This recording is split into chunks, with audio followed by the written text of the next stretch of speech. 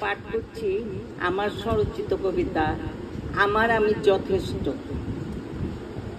তোমরা আমাকে খারাপভাবে ভাঙতে পারবে, কিন্তু নিশ্চিহ্ন করতে পারবে না।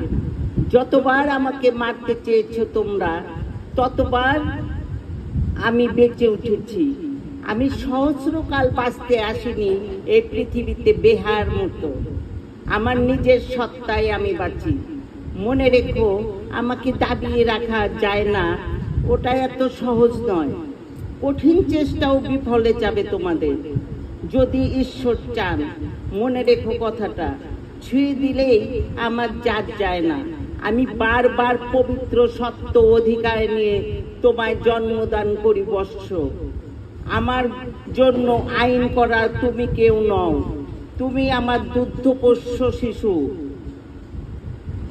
আমার হাত ধরে হাঁটতে শিখে তবে কিশোর বালক হয়েছ। আমার ত্যাগের স্তম্ভে দাঁড়িয়ে তুমি টকবগের যুবক হয়েছ আজ। আমার ক্ষয়ে যাওয়া বেঁকে যাওয়া হার সাক্ষী এখনো। আমার জন্য সীমানা বেঁধে দেবার, পাঁচিল তুলে দেবার তুমি কেউ নয়।